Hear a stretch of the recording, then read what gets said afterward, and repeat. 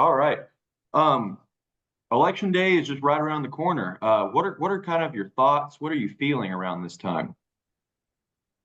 Well, I'm excited just because it's another election season coming to an end. We're ready for this one to be over and to see how well our state did, as well as my district, how people turned out, what the voters are saying to us in terms of just the different elections around the state, and that's going to give us a lot of information going forward in terms of what the Texas House setup is going to be, how many Democrats, how many Republicans. Where they're from, how many new faces, et cetera. So just an exciting time. Been going around the community a lot, attending different events and meetings, and just people are engaged. People have said, I voted today or I'm going to vote tomorrow. And so this is our time to voice the freedoms that we've been protected, that we've been enjoying for many, many years, that our fathers and forefathers fought for, and many sacrifices were made in order for us to have this type of day on November the 5th. So it's a very exciting time. Well, I mean, like you said, you've been going around, you've been talking to people, and I'm sure you've been hearing a lot. What do you think your chances are of victory in this race?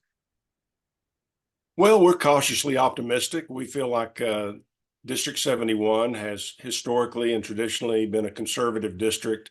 That usually parlays well into the election results as far as the last 8 years that I've been running. And so we're hopeful that the same voters turnout and maybe even more that are conservative have been energized as a result of other races, particularly the president and the Senate race that are going on. So hopefully with a more energized conservative base, uh, we're very optimistic about the results next on Tuesday, November 5th.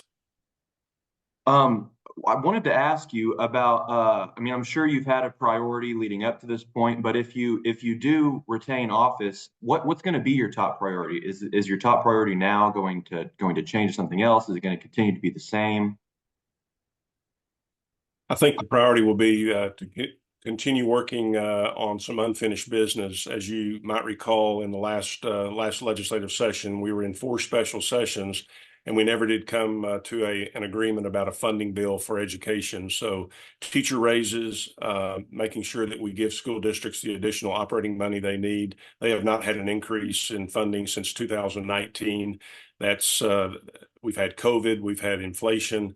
Our school districts around this area, many of them have adopted deficit budgets. They're having to dip into their reserves and into their fund balances in order just to make ends meet. Some are cutting services and some are cutting programs. And so education and education funding will be at the top of my list. And I think that's going to be a governor's priority as well once we get back to Austin. Since you mentioned education, I wanted to ask you where do you stand on the school voucher issue? I know it's a big issue coming up with especially with the voters this election season.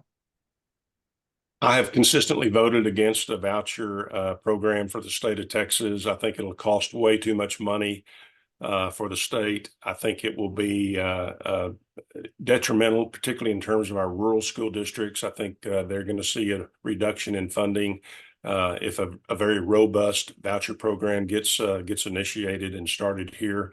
If we do lose that fight or that battle, and if a voucher program does get implemented, I'm hoping that we can have some opportunity to discuss and converse and have opportunities to instill some protections, at least in terms of making sure we have accountability, that there are some things that would allow us to know what the outcomes are going to be if a student does take a voucher and goes from public to private. We just need to make sure as Texans and as trying to keep our system accountable and transparent, we need to make sure that we have some accountability measures installed in that program, assuming that it passes. Okay. Um, Another question I had was, and you mentioned it earlier, and you just mentioned it now, the voices of the people, the voices of your voters, of your voter base, of your constituents, and some of that accountability too. Do you feel like the voices of Texans are heard? Well, I do. I think that's representative of the fact that each state representative has about 195,000 constituents. We keep ongoing records in our office of emails, text messages, phone calls. We listen to our voters. We tabulate what their concerns are, if they're supporting vouchers, not supporting vouchers, or for vouchers, all the different issues that occur over the course of a legislative session, and even during the time in between those legislative sessions, we are trying to capture that data and listen to our constituents. That's why we schedule so many meetings in the district with different groups representing healthcare or education, or some of the nonprofits that deal with issues like child protective services, just a lot of different types of issues that come up. But we try to tabulate and capture that data and make sure that we feel like when we go vote, that we are voting in terms of representing the majority of the citizens in our district. Well, since you brought it up, there are so many issues that are kind of being debated right now. I mean, you've got border security, you've got healthcare, you've got the vouchers, you've got abortion rights. What do you believe is the biggest issue facing Texans coming up this election day? Well, I don't know that there's one single issue. I do think you mentioned several of the ones that I think are going to be priorities. A lot depends on who is elected president in terms of how we move forward with securing the border.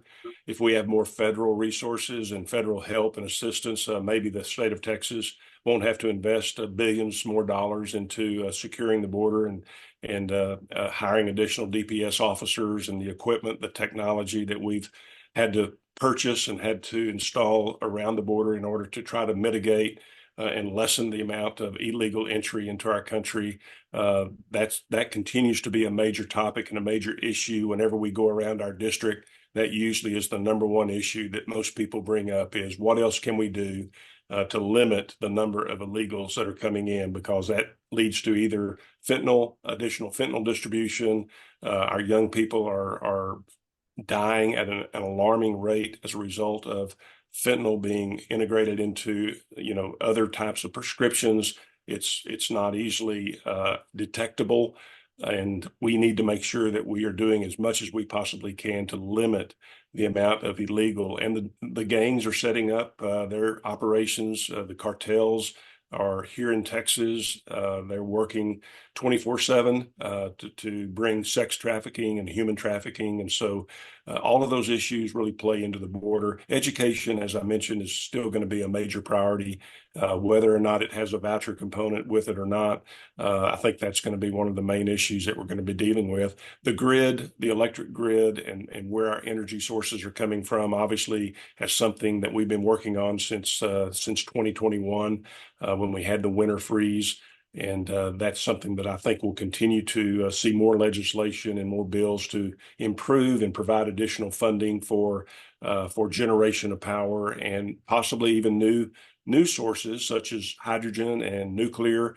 Those seem to be some topics that are gaining a lot of momentum and interest around the state. So those are just two or three, I think, of some of the other issues you mentioned that I think will take a lot of time in this next legislative session to go through. Yes, sir. Yes, sir.